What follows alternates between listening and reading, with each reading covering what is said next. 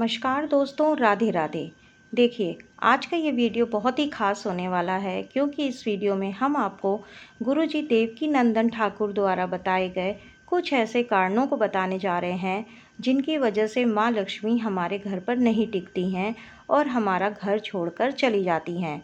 यह कारण कुछ छोटी मोटी बातें होती हैं जिनका हमें ध्यान नहीं होता है या जिनके बारे में हमें जानकारी नहीं होती है और हम वह कार्य करते रहते हैं, जिससे माँ लक्ष्मी रुष्ट हो जाती हैं और हमारा घर छोड़कर चली जाती हैं।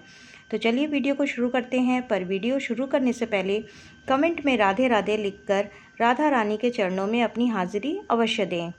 पहली बात जो देवकीनंदन ठाकुर जी ने महाराज जी ने बताई है वह यह कि जो घर की जो स्त्रियां होती हैं, जब वह बर्तन को धोती हैं तो धोने के बाद बर्तन को ऐसे वैसे ही, यानी कि टेढ़े मेढ़े जैसे भी ऐसे ही रख देती हैं।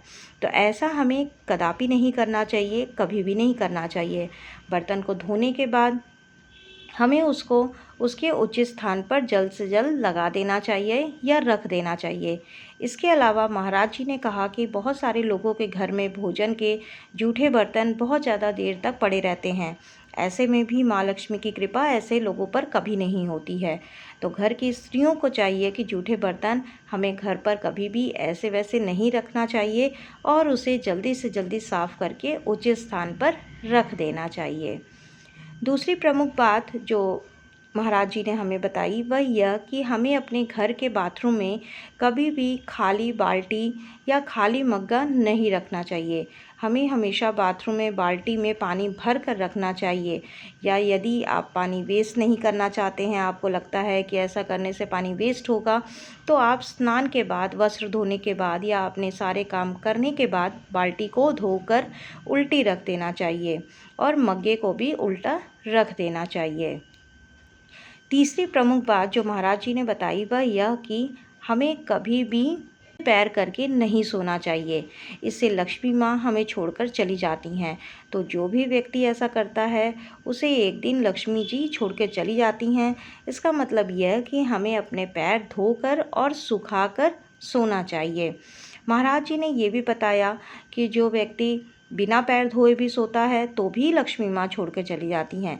इसका मतलब यह है कि सोने से पहले हमें अपने पैरों को धोकर और सुखा कर सोना चाहिए।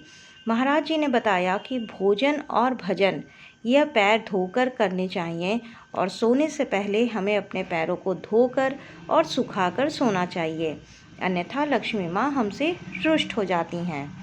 इसके बाद चौथी जानकारी में महाराज जी ने बताया कि हमें कभी भी अपने नाखूनों से पुष्प को नहीं तोड़ना चाहिए।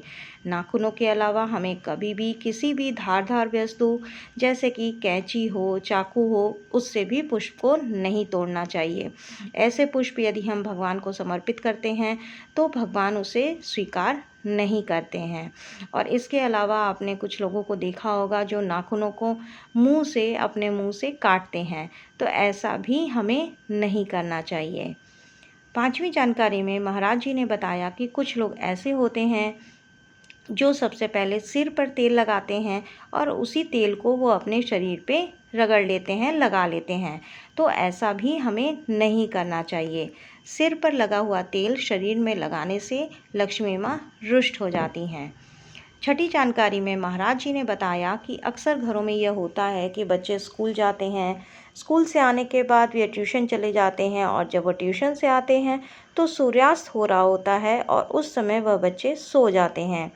यह लोग अपने माँ बाप की मुसीबत को बढ़ा रहे होते हैं और ऐसे बच्चे खुद अपना भी भाग्य कमज़ोर कर रहे होते हैं।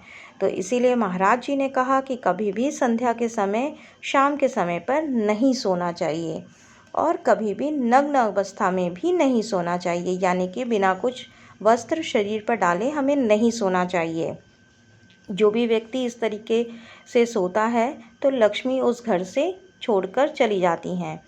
सातवीं जानकारी में महाराज जी ने बताया कि व्यक्ति को कभी भी अपने मल मूत्र को त्यागते समय उसे देखना नहीं चाहिए। ऐसा करना भी माँ लक्ष्मी को रुष्ट कर देने का एक कारण होता है। तो दोस्तों, ये ऐसे छोटे छोटे कारण हैं जिनकी हमें जानकारी नहीं होती है या हम वह काम अनजाने में ही कर डालते हैं, जिससे कि माँ लक्ष्मी हमसे नाराज़ होकर हमें छोड़कर, हमारा घर छोड़कर चली जाती हैं। तो हमें इन्हीं छोटी छोटी बातों का ध्यान रखना है, और यदि वह बातें हम समय समय से पता चल जाएं तो बहुत ही अच्छा होता है। तो आशा करती हूँ आपको यह जानकारी उपयोगी लगी होगी।